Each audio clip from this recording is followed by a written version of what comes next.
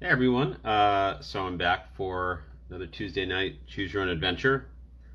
This one is Choose Your Own Adventure number 43, The Grand Canyon Odyssey, written by Jay Leibold. It's illustrated by Don Hedden.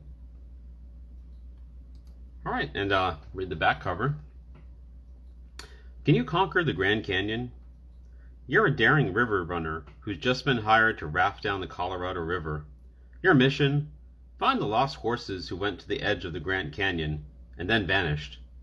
A few days into your trip, you get a terrifying message from over the radio. Huge floodwaters are racing towards you.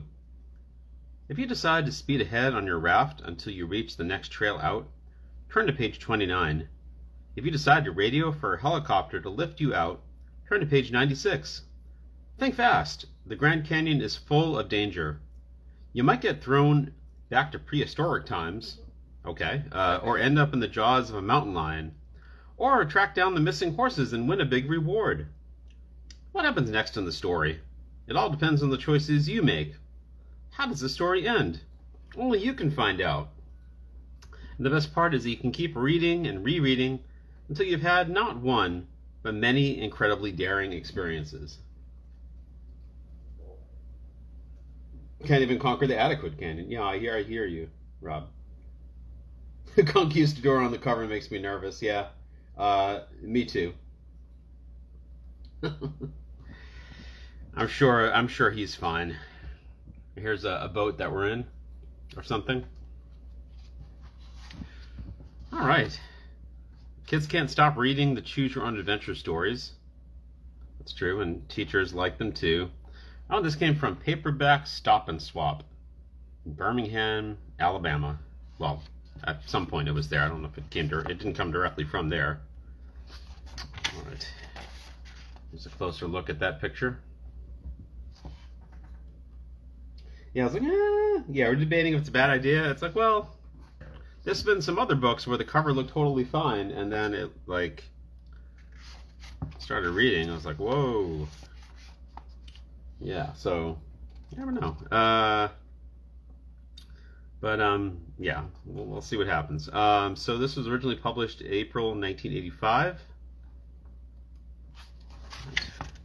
Warning! Do not read this book straight through from beginning to end. These pages contain many different adventures as you raft down the Colorado River in search of Bill Wilton's missing horses. Some of the adventures take place in the present, some in the past, and others in a completely different world. From time to time as you read along, you will be asked to make choices.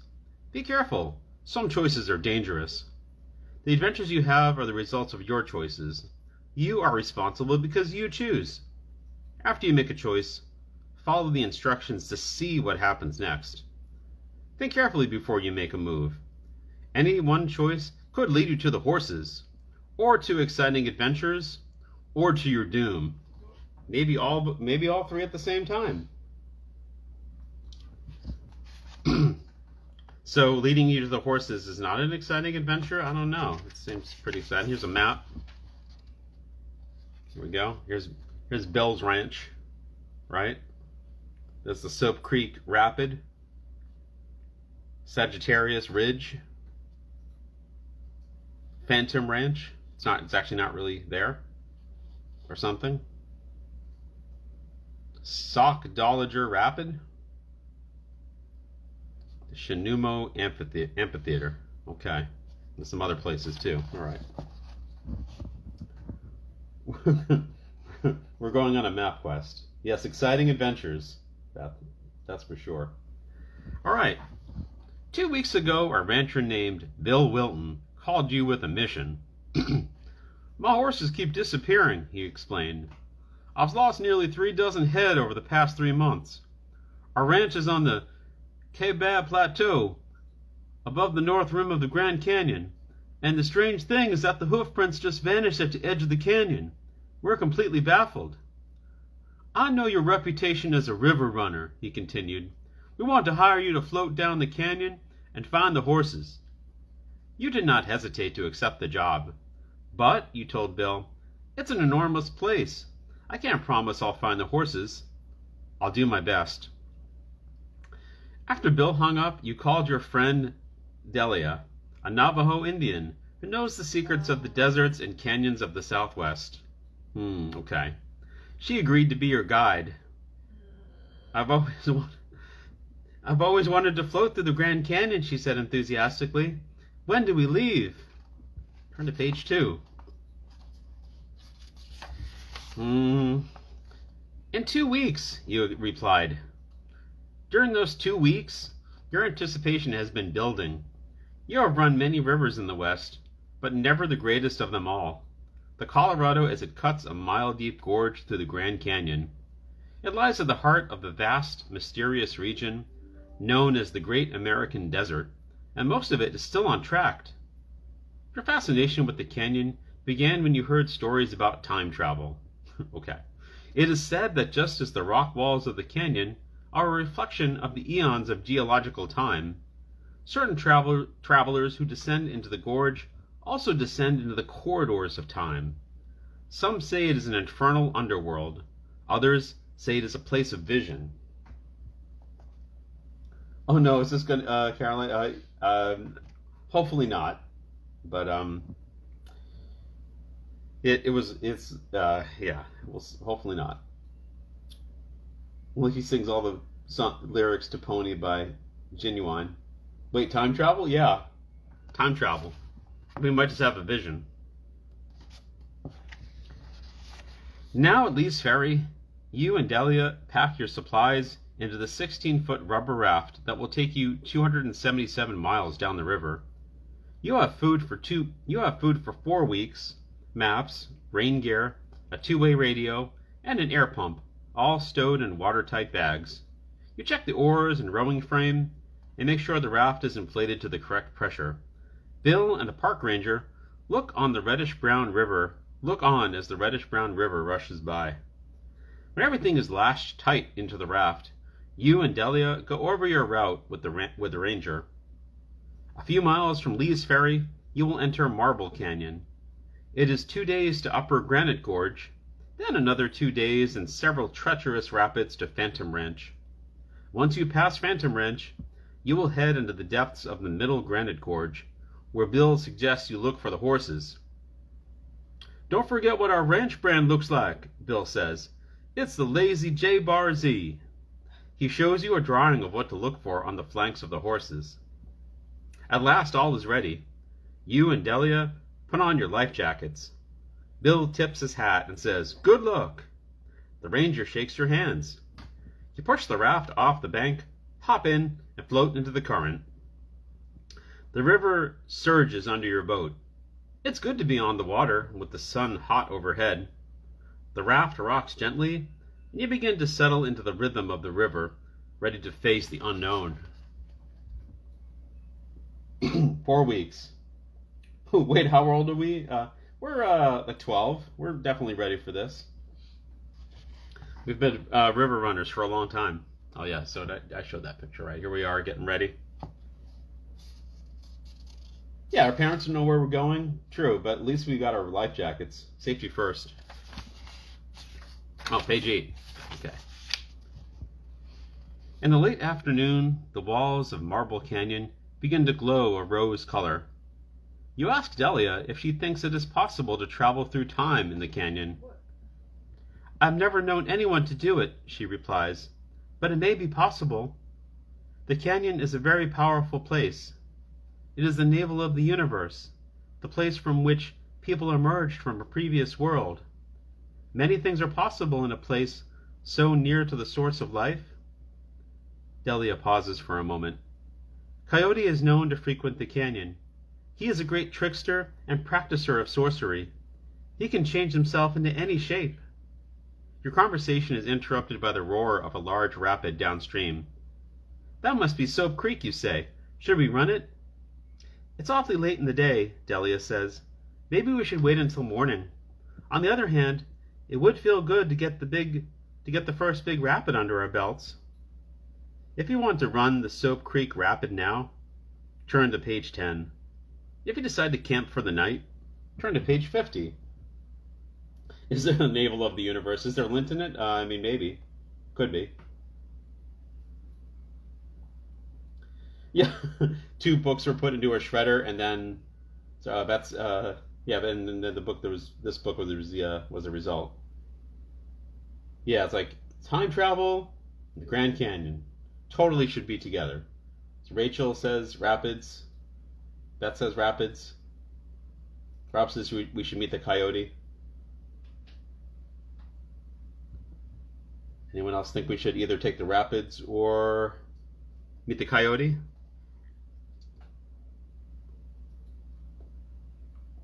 Coyote. Valerie also says coyote.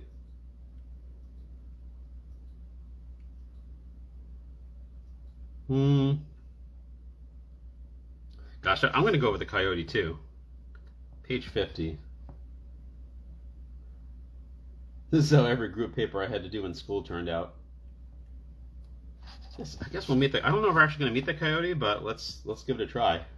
Page 50.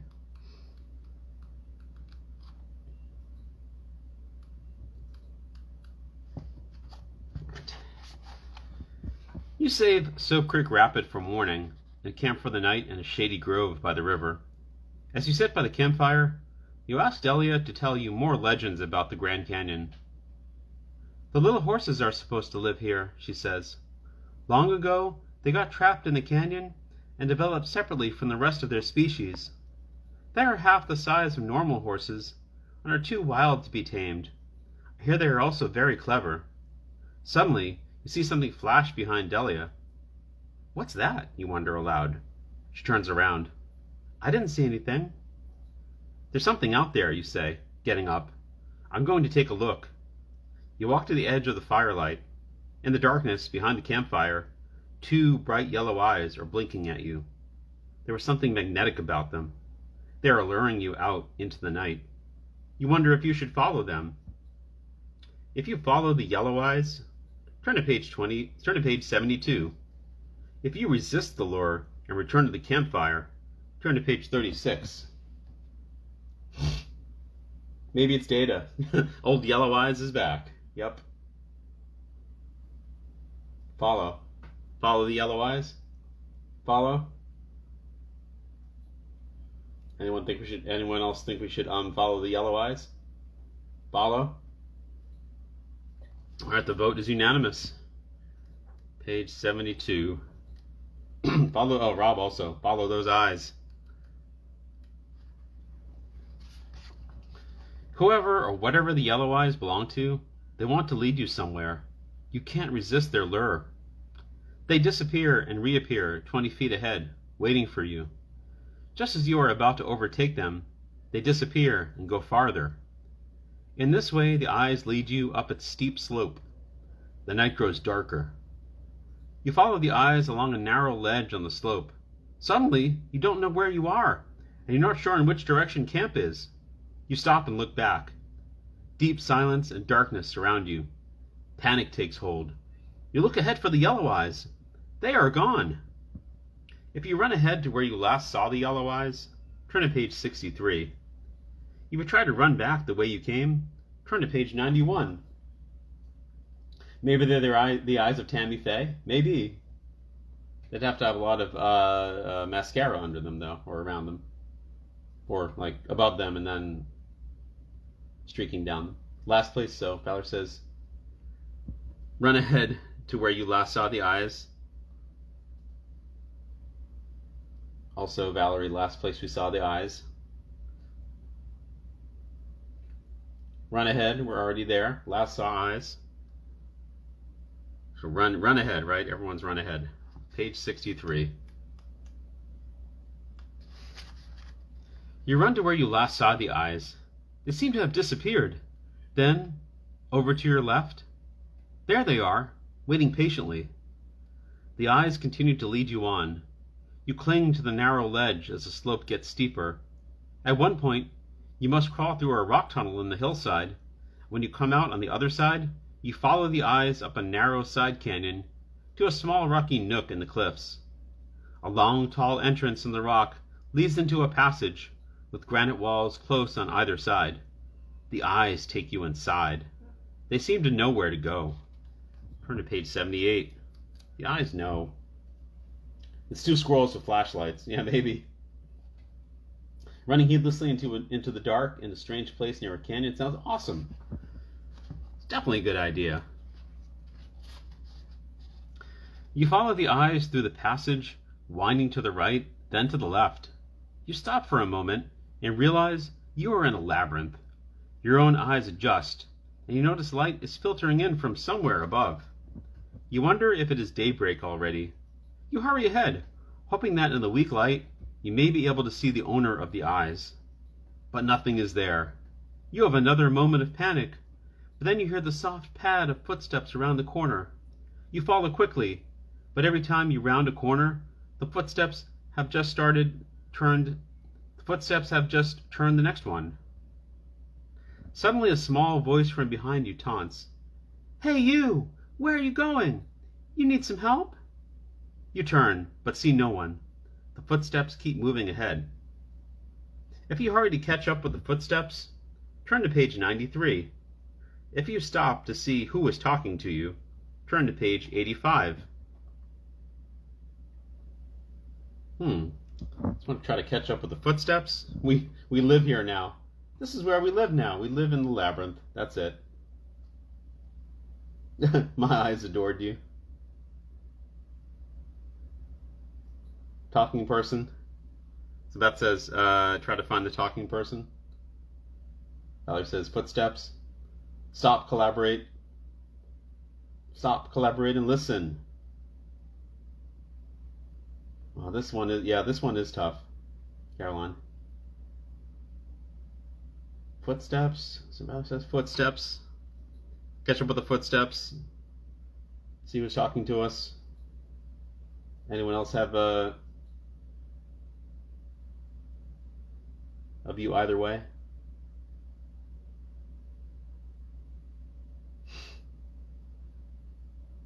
Vanilla eyes. Stop, collaborate, and listen. Ice is back with a brand new edition. Something grabs a hold of me tightly.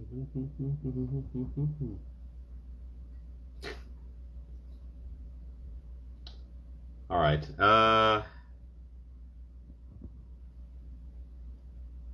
guess we'll try to catch up with the footsteps. Unless anybody has a view either way, or any more people chime in. Okay. Catch up with the footsteps.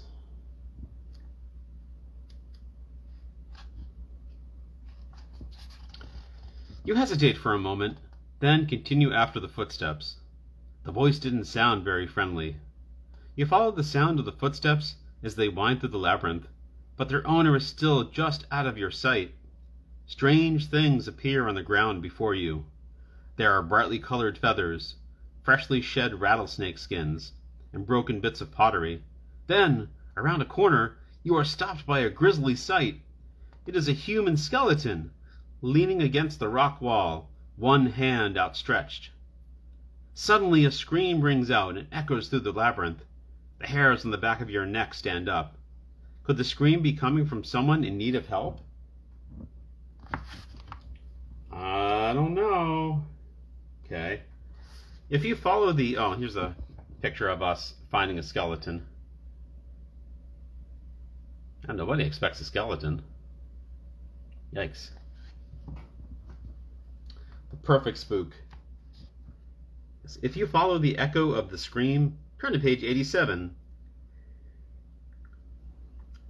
If you stick with the footsteps, turn to page 81. Oh, look, there's like a rattlesnake skin lying right over their foot. That's nice. Vanilla ice. Ice, ice, baby. So do we follow Hello, do you have a moment to talk to our recruiter about how you can do your part in the skeleton wars? What do you want to do with your life after high school? You could take part in the skeleton wars. We'll train you. I vote scream. Follow the screams. Valerie says screams. Beth screams. Caroline screams. Rachel scream. Okay, follow the screams.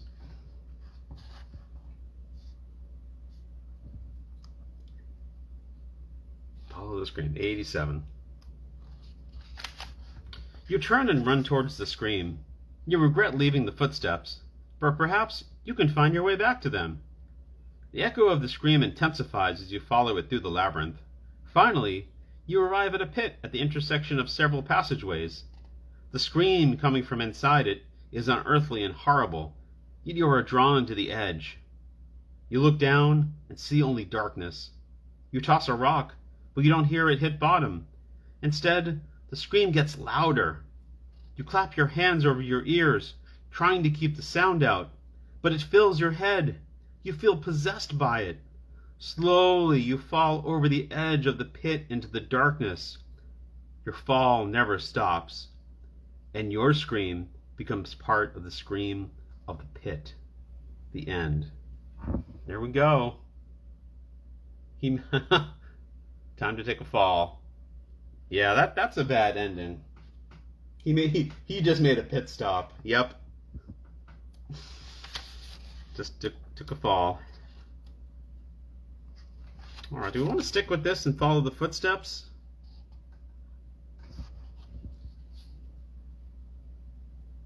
Just hang out in the air forever.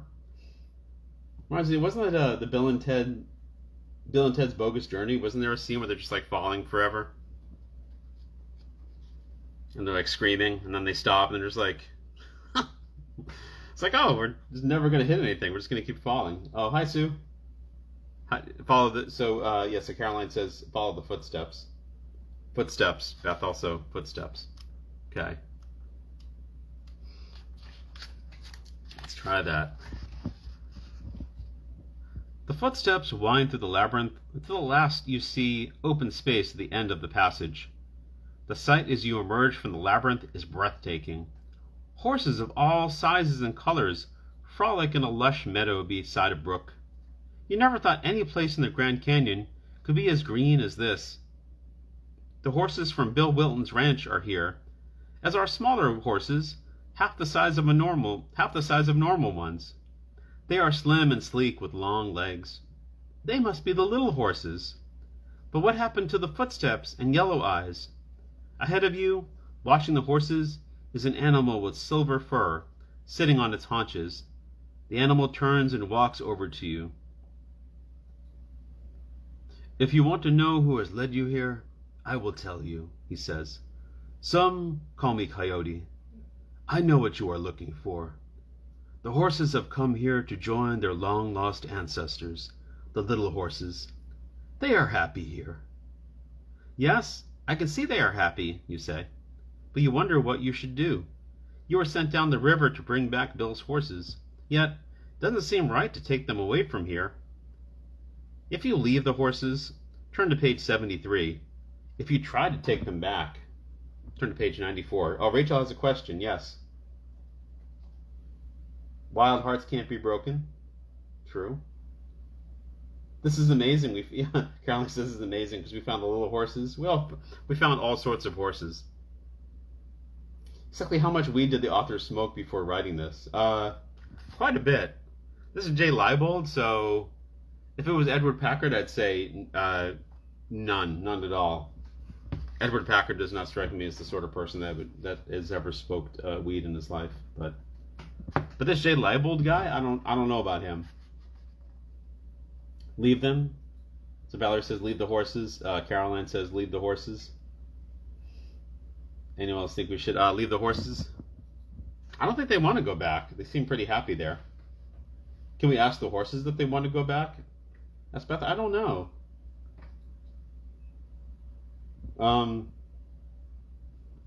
That would be more like, I guess, trying to take them back, because like part of trying to take them back might be asking if they want to go back, but there's no specific option for that. So, and Sue says leave the horses.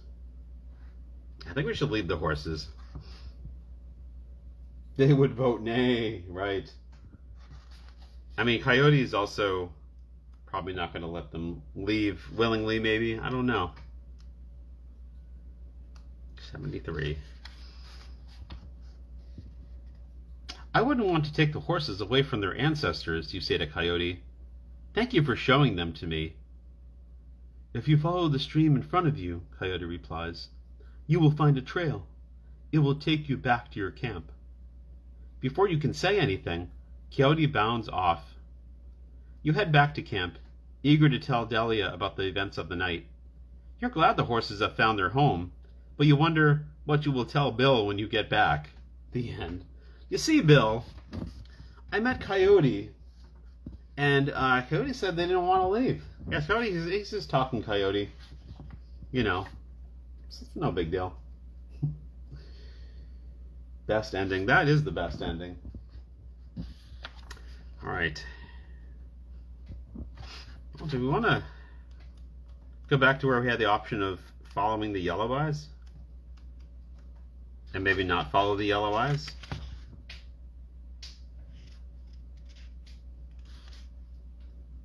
We'll try that, maybe. Pretty much we follow the yellow eyes, and then that led us here.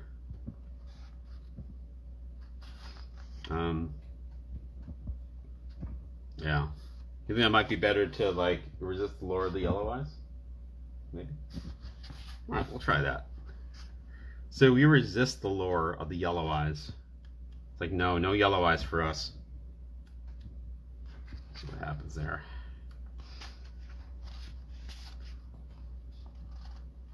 I don't know what's out there, you say to Delia as you come back to the campfire, but I don't think I want to find out.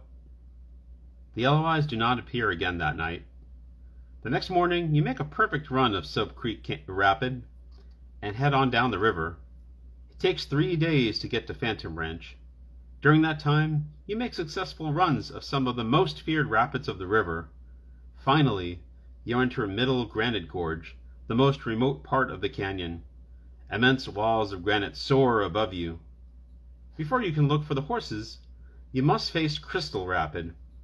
River runners rate it a 10, making it the most difficult possible. You pull up to survey it from a rock overlooking the rapid. Crystal is a narrow chute filled with rocks, whirlpools, and a huge depression in the water. If we can make a quick turn around that first rock you suggest, then we can shoot past the next rock and down the channel between the whirlpool and the hole. Whatever that is. Okay, turn to page 47. Yeah, we can handle it. No big deal. Yeah, we didn't die with that previous ending. That was good. Page 47. Delia agrees with you, and the two of you go back to the raft. The roar of the rapid below sends the blood pounding in your ears. The water seems to disappear over the lip of the rapid into nothingness. The rapid swiftly sucks you in. Waves crash over the bow and throw the boat around as you make your turn around the first rock. But then the raft is pitched up nearly vertically on a wave, and you lose sight of your course for a moment. You come over the top of the wave to find you're headed straight for the second rock. You must avoid it, but the choices are harrowing. To your right is a seething whirlpool, and to your left is the hole. If you go to your right, turn to page 55, which I guess would be the whirlpool. Then if you go to your left to the hole, turn to page 42. You hope when we die, Delia is fine. Yep. You. What kind of ending would that be? We're like, as you die, you see Delia smile and say, "See you later." So Beth says hole to the left. Anyone else for the hole or the whirlpool? Oh, let's always pick the whirl. So Valerie says whirlpool, right? So you got one for whirlpool, one for hole.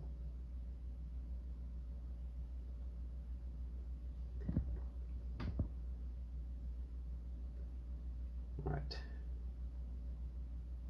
So we got our left or our right. Sue says hole also. Any more for whirlpool or hole? It's a seething whirlpool. Seething whirlpool.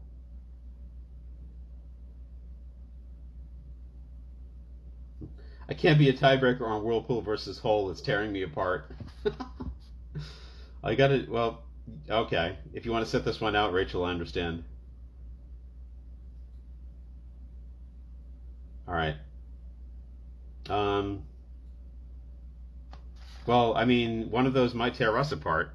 So I guess we'll go for the hole. That's to the left. See what happens there.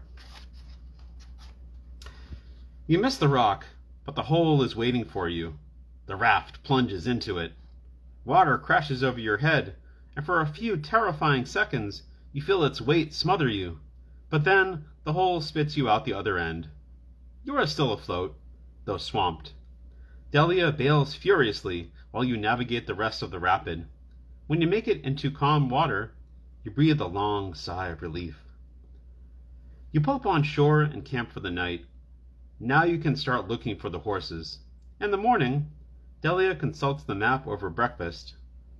I see two good possibilities from here, she says.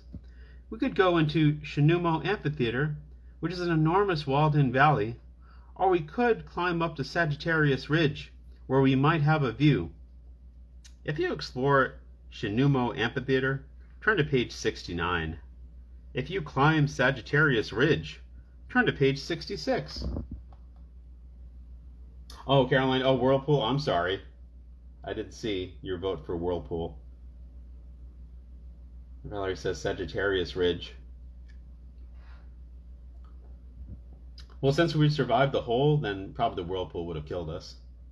Maybe. Maybe not. So, Caroline, Sagittarius Ridge. Valerie, Sagittarius Ridge. Beth, Amphitheater. No, that's cool. I was on the fence. Yeah, that's alright. Okay. We got a lot of votes for Sagittarius Ridge. Okay. Guess we're doing the Ridge. Page 66.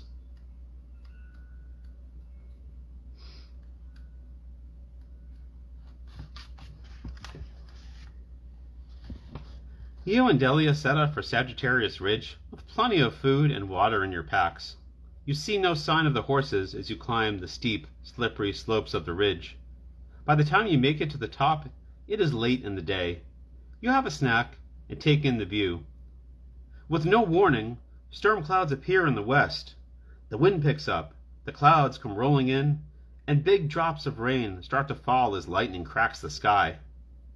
We'd better get off the ridge fast, Dahlia says. You start down quickly.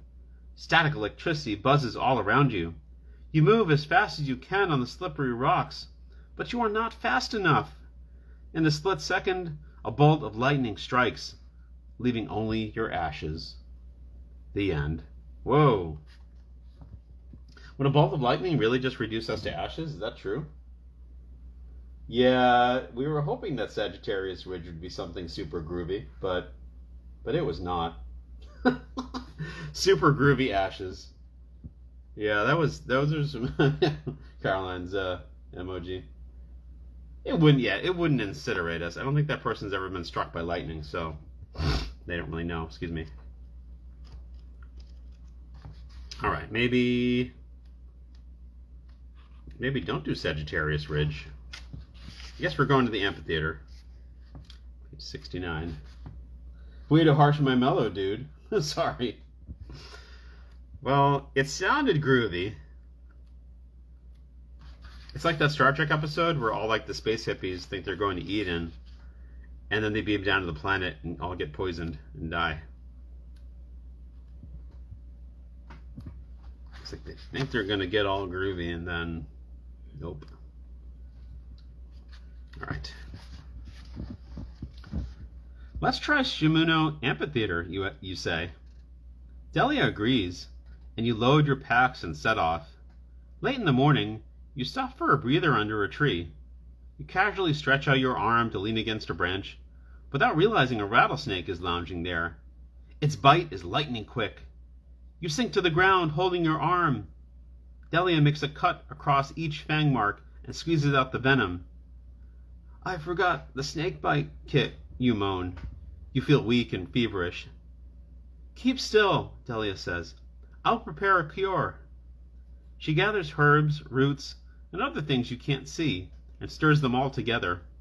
She hands a concoction to you, and you look at it, feeling doubtful about drinking the strange mixture. Probably the other things that you can't see are like probably things you don't want to see. So I would bite this if I were a snake.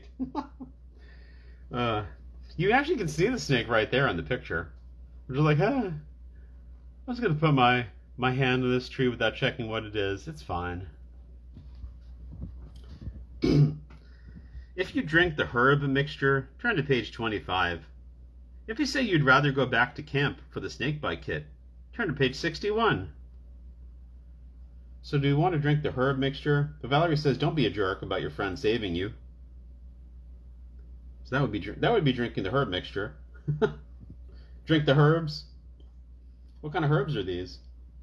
Drink the mixture? Obviously, yes, herbs. Everyone's saying drink. We all are in agreement on this one, right? Drink the herbs. Like we know we won't even make it back to camp. We'll just be like, yeah, Sue's herbs, quote unquote herbs. Maybe this is when we start having visions after we drink the herbal mixture. The herbal remedy, page 25. All right. You gulp down Delia's herb mixture. To your surprise, it tastes good. You feel drowsy and fall asleep. When you wake up, the fang marks in your arm have started to heal. Delia smiles as you sit up. It's an old remedy. It has never failed. You continue up into the amphitheater. Late in the day, Delia stops you to point out one of the cliffs that rings the amphitheater. A huge honeycomb of square rooms is backed up against the rock wall. The mud of the structure blends in perfectly with the rock behind it, so that it seems to be growing out of the wall. It's a cliff dwelling, Delia says. It was built long ago by the Pueblos, but I didn't know one was in this spot. You'll hike up to take a look. Delia goes inside while you look at ancient pictographs carved on the rock behind the cliff dwelling. It looks as if someone still lives here, Delia calls from inside. Uh-oh. I got a bad feeling about that. Turn to page 56. After all, the herb. Rob says I had to step away, but I say always ingest strange herbs. Yes. If someone gives you a cup of strange herbs, take it. Don't ask any questions. You start to join her. One of the pictographs catches your eye. Dahlia, come here, you cry. The lazy J bar Z is etched on the wall. Dahlia comes out and examines the pictograph. How strange, she exclaims. Should we go inside and explore, you ask? We could do that, she answers. Or we could make camp up around the bend. From there we could see if anyone approaches. If you go inside, turn to page 65. If you make camp around the bend, turn to page 58.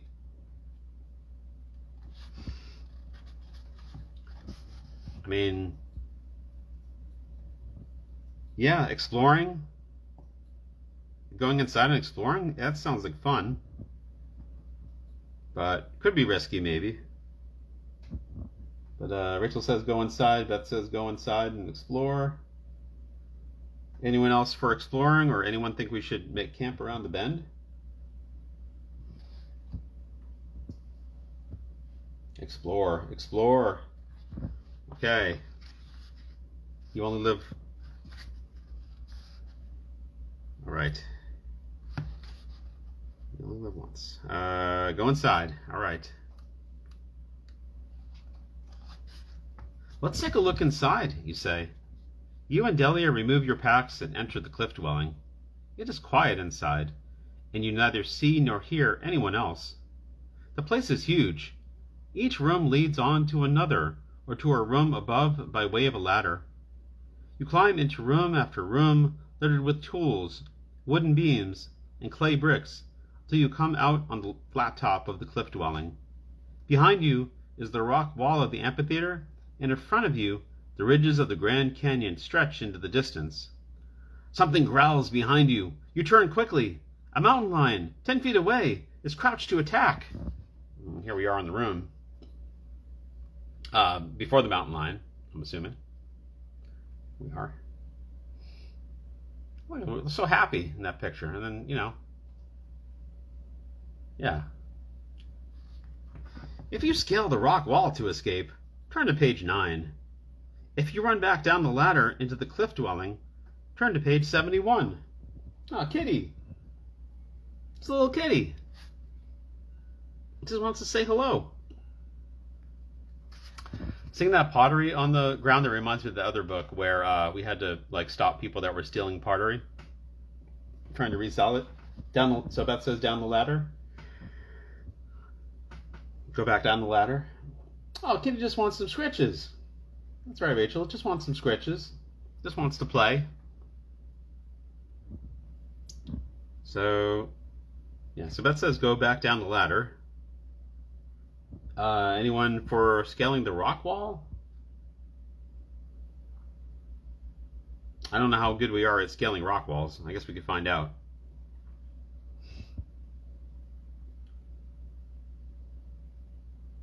Or anyone else for going down the ladder?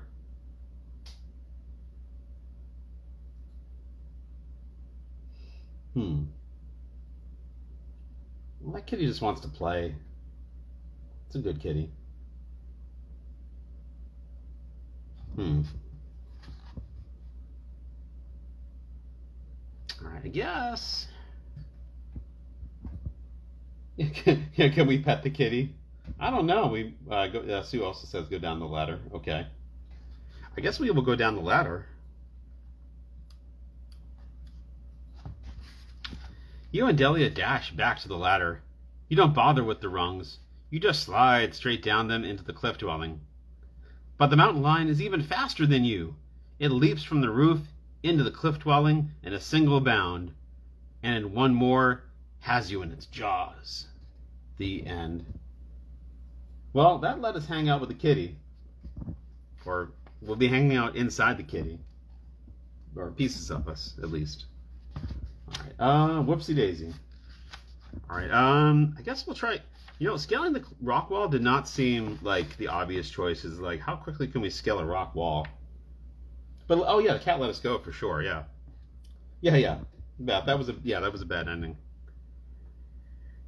Page 9. Hopefully that turns out better. The cliff, you cry, and you and Delia leap onto the rock wall. Somehow you find handholds and rocket up the first 10 feet of the cliff. The mountain lion springs, but you are just out of its reach. It paces back and forth below you, waiting for you to make a mistake. You look at Delia. I guess there's only one way to go, she says. You climb very carefully up the cliff, testing each handhold. You know you can never scale a wall this difficult if it weren't for the mountain lion. Your adrenaline comes to the rescue. When you get to the top, it is too dark to go any farther. You and Delia decide to sleep. When dawn breaks, you find you're on a broad plateau, and there is a herd of horses right in front of you. You look for brands on their flanks. They are Bill's. You and Delia look at each other and start laughing. Thank goodness for the mountain lion, she says. Otherwise, we never would have found the horses. But how did they get here, you wonder out loud. Delia shakes her head. I imagine it will always be a mystery to us. Let's not question our good fortune. Okay, you agree. Let's tell Bill. We can let him figure out how to get the horses out. Okay. That's cool.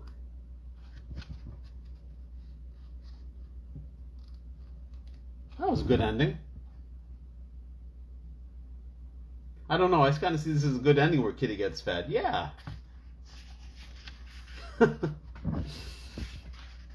Let's not ruin this moment with facts and information. Yeah, how did the horses get up here? I don't know. Who cares?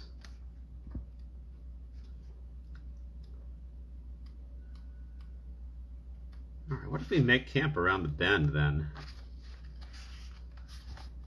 Trying to make camp around the bend. Try that out. Instead of going inside. Page 58. Oh. Page 58. Make camp around the bend. You decide to make camp. At first, you don't see anyone, but then, in the last light of day, you spot something moving towards you up the valley. Can you see what it is? You whisper. Delia appears in the dim light. It's a girl with a horse, she says. A horse, you say. Let's find out who she is. The girl pauses at the entrance to the cliff dwelling. You both run down. She is startled, but collects herself enough to ask, What do you want? We're looking for some lost horses, you say.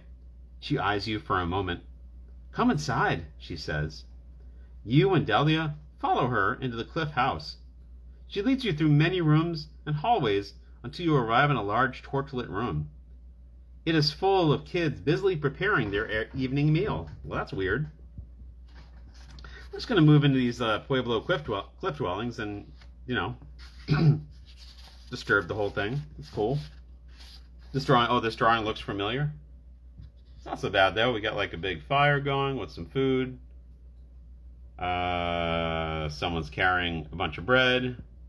This guy's got a sack on his shoulder. This person's slicing some bread. Whoops. Yeah, it's pretty. It looks like they're peeling potatoes over there. Is this the cannibal ending? It might be. I hope so. It just seems wrong for these are probably like sacred ruins or something, and a bunch of kids just moved in. Human bread, yes. We're gonna be serving you dinner. We serve humans here. Turn to page 60. My name is Amanda, she says to you. Our community is called Ukbar. We have all run away from home for one reason or another. We work together here, growing our own food and making things for ourselves. Please don't tell anyone about us. We're happy here, away from the adult world. What about the horses, you ask? We have a whole herd, Amanda says. We don't know where they came from, but we have noticed they have the same marking on their flanks as a pictograph outside. And that marking is also the brand for Bill Wilton's ranch, you say. I don't know what to make of this. The horses must have been attracted by the pictograph for some reason, Delia says. Perhaps they belong here. If you think the horses are destined to stay in Ukbar, turn to page 57. If you try to take them back to Bill, turn to page 77. Cooperation, working together. How to cook 40 humans. Human bread, human potatoes. So do we think the horses are destined to stay in Ukbar? Or are we going to try to take them back to Bill? Oh no. They seem happy there in Ukbar. Why did they call them Ukbar?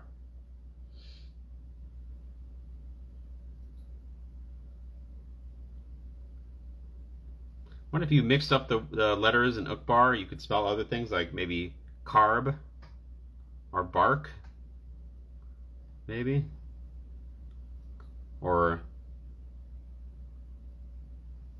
brack. I think this will just lead to nothing good. Just saying Ukbar forever? Yeah, it's not a bad place. Just run away to Ukbar.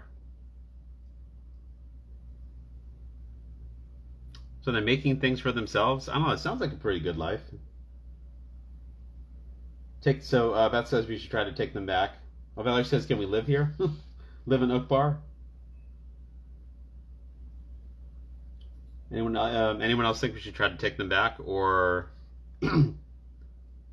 anyone think we should just leave them in Ukbar? Rob's saying, yeah, I was named after their first leader, Admiral Ukbar. There's a trap!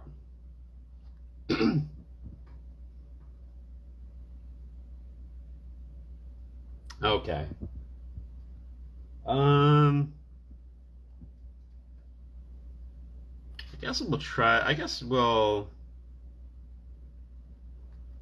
let them stay. Unless anyone else thinks we should take them back. guess we'll let them stay.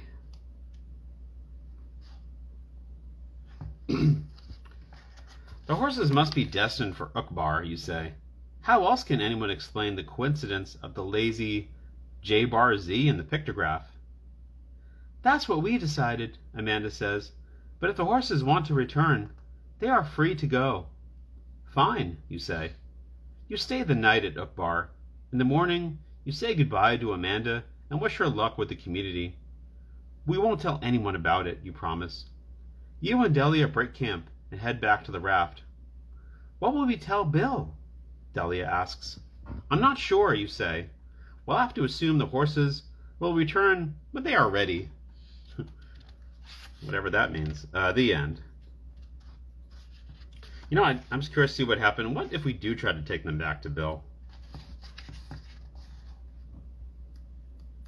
Does that ever work out? Do the horses ever go back to Bill? Oh, they do.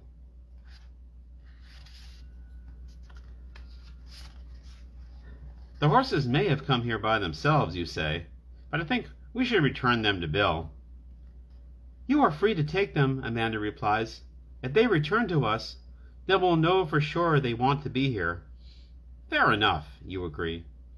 We have a secret trail that leads out of the amphitheater, Amanda says. I will show you where it is. It is a long, hard trip, but not impossible. You can take the horses out that way. You leave at dawn the next morning. Amanda wishes you luck as you and Delia each mount one of the horses to lead the rest of the herd out. Bill will be happy to see them.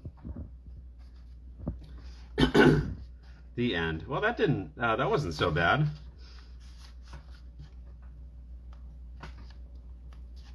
Bookbar.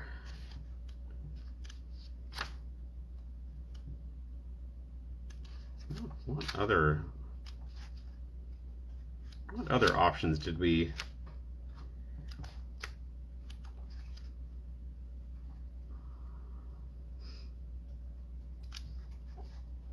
What other I don't know. Are there any other options that seemed really cool that we could have tried out? Wild horses couldn't turn away. So Beth said that was a fine ending. Rachel said it was the worst ending so far. Rob also says that's the worst ending of all.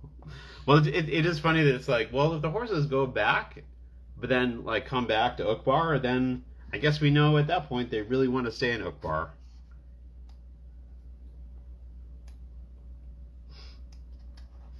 Hmm.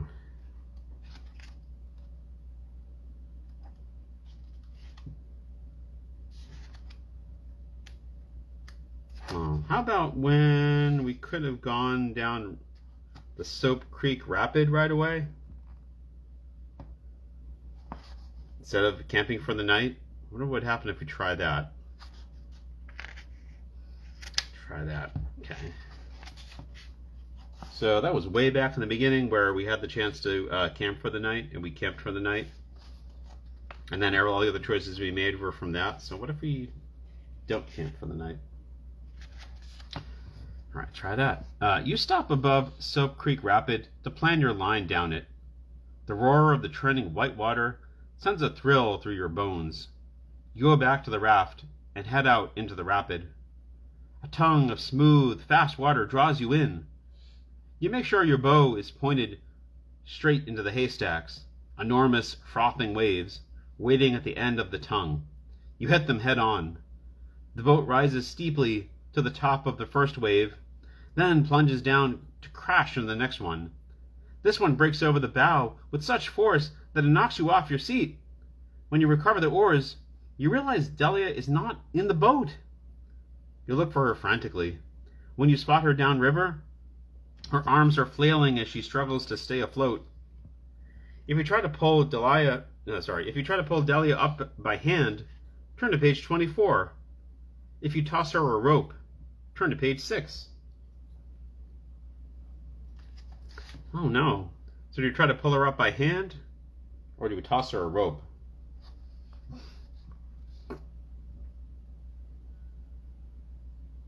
Hand. Beth says hand. Anyone for tossing her a rope? That'd be a pretty long rope. Hand, hand, hand. Valerie also says hand. Give her a hand. Oh, Rachel also says hand. Okay, we're going to do hand.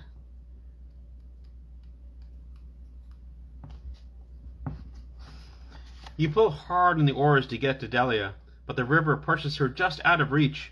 With one last heave, you finally come close enough to thrust out your hand. She grabs it and pulls herself in. You both lie gasping as the raft moves into quiet waters.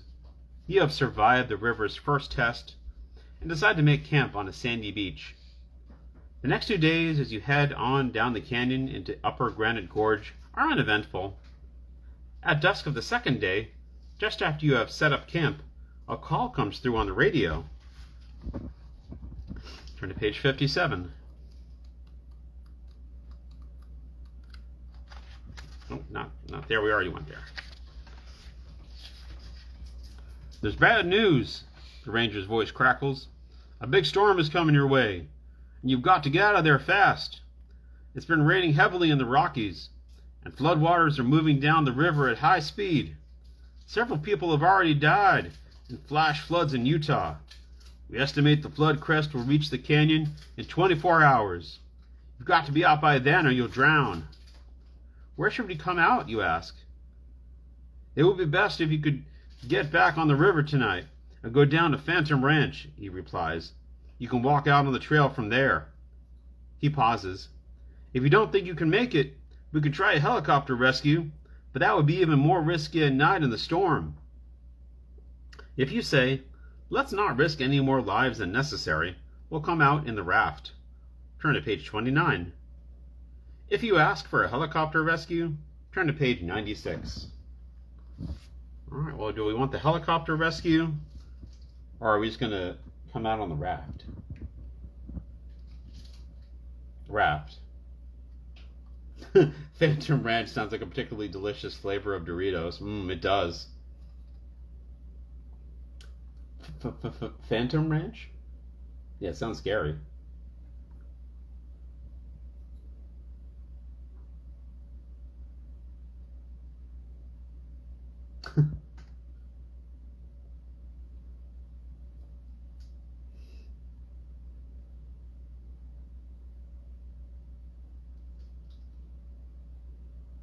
Phantom Ranch. I had some Doritos today, actually. They're like the really hot and spicy ones. Oh, yeah, with ghost peppers? Oh, right. Oh, Doritos with ghost peppers? Oh, man. Maybe we'll get to time travel. Maybe. Maybe during the storm it'll send us back through time.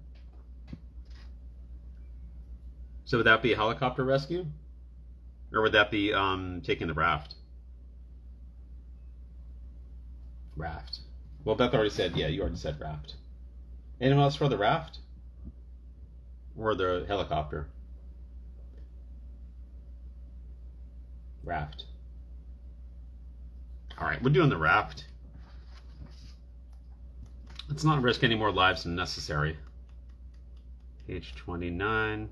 Whoa. I think we can make it in the raft, you tell the ranger. If worst comes to worst, we'll call for help on the radio. Roger, the ranger says. Good luck, and keep us posted on your position. You repack the raft and get back on the river immediately. Night falls quickly, and an eerie darkness descends over the river. Bats swoop low over the water, their wings fluttering near your heads.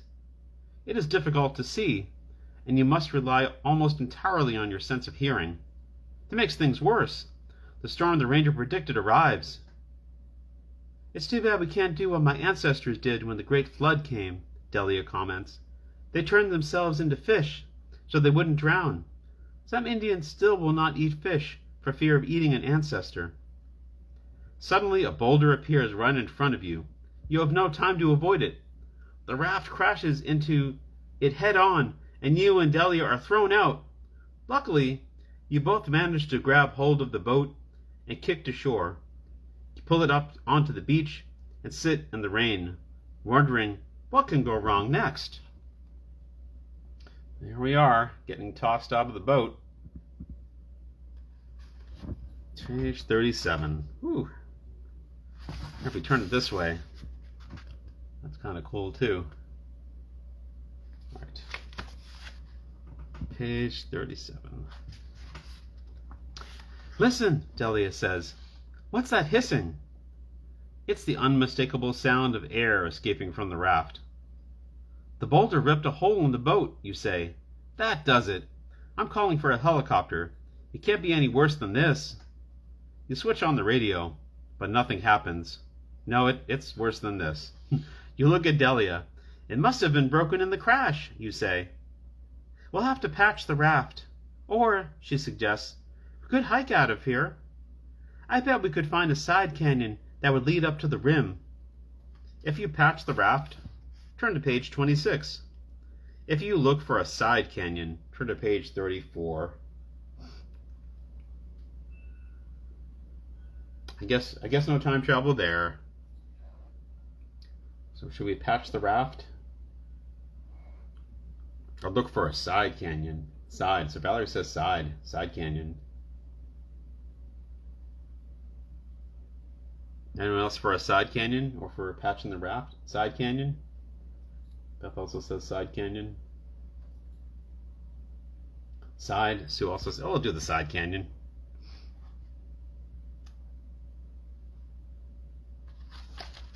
Delia looks at the map for a while, then says, it won't be easy, but I found a route up to the North Rim and Kebab Plateau. Let's go, you say.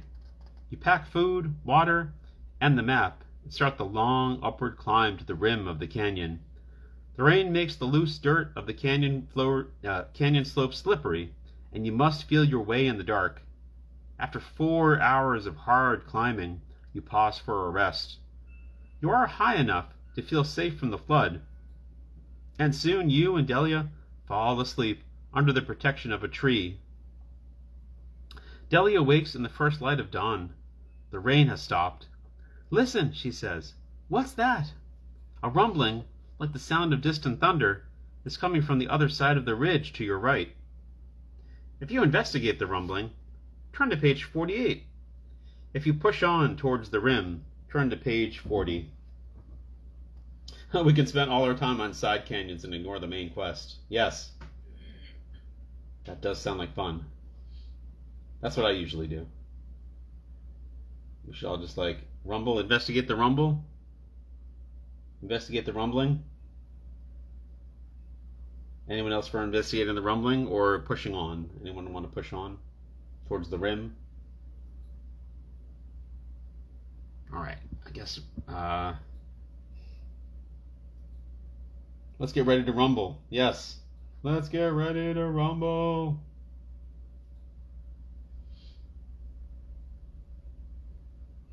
All right, I guess we will investigate the rumbling. I was actually waiting for Rob to say that we're getting ready to rumble. Page 48.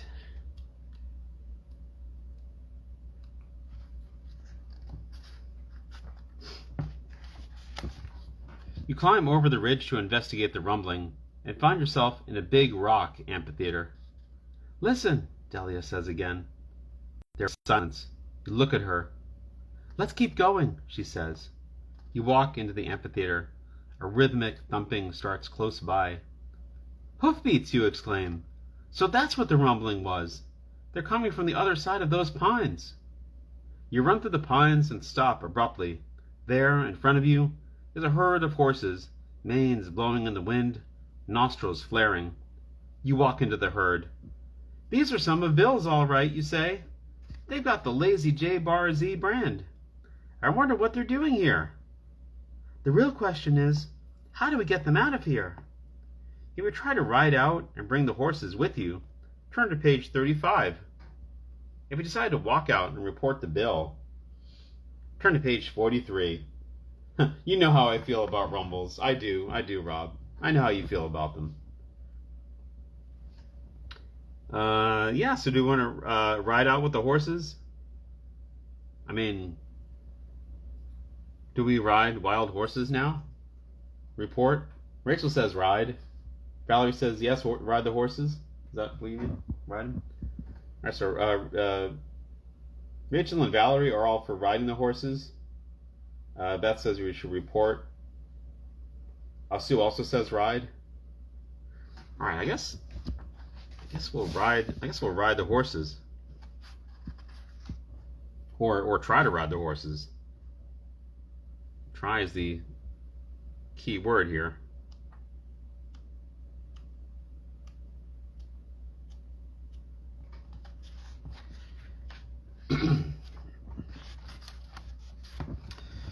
Let's round up the horses and ride out, you say. It may be impossible to find this place again. You each ride a horse bareback. Delia finds a faint trail traversing the wall of the amphitheater and leads the horses up the narrow path single file. You bring up the rear. After a hot climb, you reach the rim. The pines and meadows of the Kebab Plateau spread out before you. The trail ends here, Delia says. I wonder who could have made it. Just then, you see a rider approaching from the distance. He gallops towards you at high speed. You wonder if he is friendly. If you take the horses and gallop away from him, turn to page 53. If you wait for the rider to arrive, turn to page 39. So do we take the horses and gallop away, or do we wait for the rider to arrive?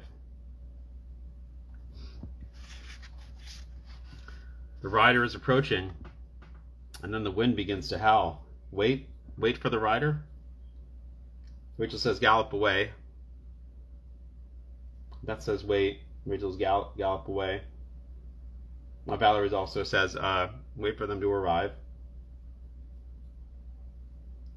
Wait. Sue also says wait. I guess we'll wait.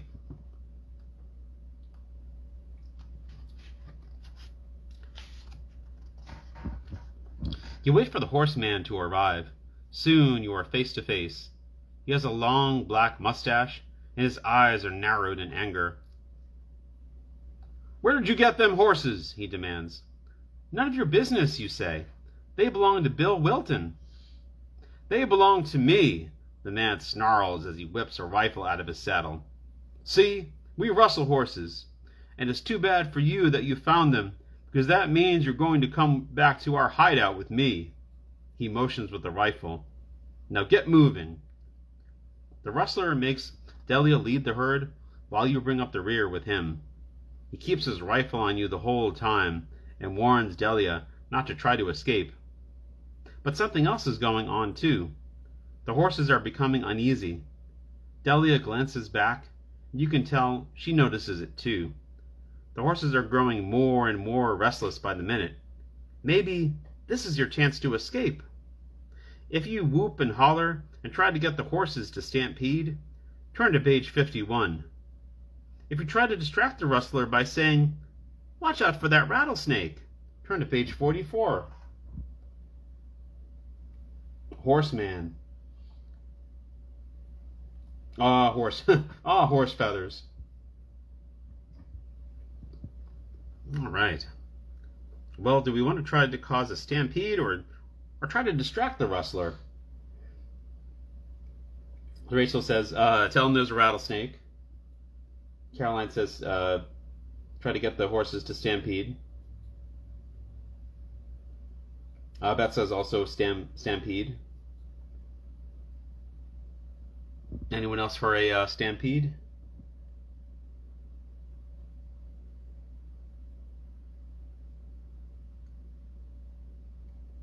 Stampede or the rattlesnake. Okay. I guess we'll try to cause a stampede then.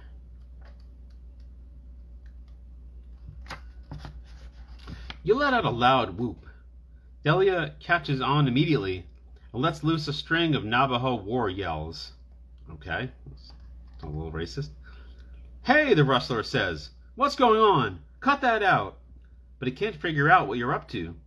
Your whoops and hollers reach a crescendo that excites the horses to the breaking point, and a great rumble of hoofbeats, they stampede. Let's go, you yell. You and Delia dig your heels into your horses and take off. The surprised rustler is caught in the stampede, knocked off his horse, and trampled by the herd. Yay! After the horses have calmed down, you and Delia gather them up and gallop off to Bill Wilton's ranch. The end. Well, that was a good ending. I think it's probably a good place to stop with an ending like that.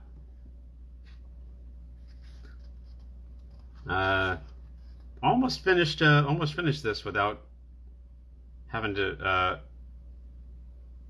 talk about Navajo war yells, but oh, he killed someone, yeah. So I guess he did die. Yes, he got trampled. Probably dead. I mean, if he wasn't dead right at that moment, he's probably like in the middle of nowhere with like serious injuries. So no food, no water. Good ending, but not so much for the bad guy. Yeah. Yeah, that was pretty vicious. I mean, that doesn't usually happen, but well, it usually happens to us, but not the bad guys. Oh yeah, he's fine. Yeah. Caroline says he's fine, so don't worry. All right. Yeah, well, yeah, I guess I'll stop here. Sorry we never went back in time. I guess that's not.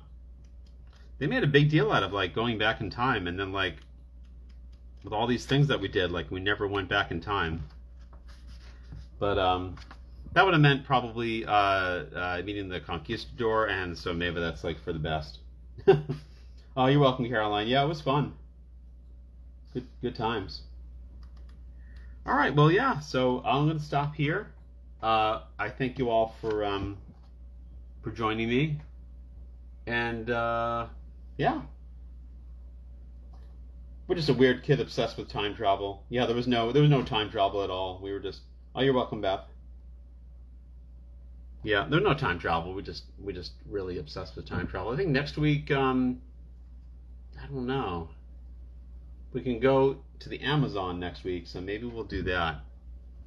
But oh, you're welcome, Sue. You're welcome, Rachel. But okay, yeah, I'll see you guys. See you all in a week, and yeah, hope you all have a good week. Take care.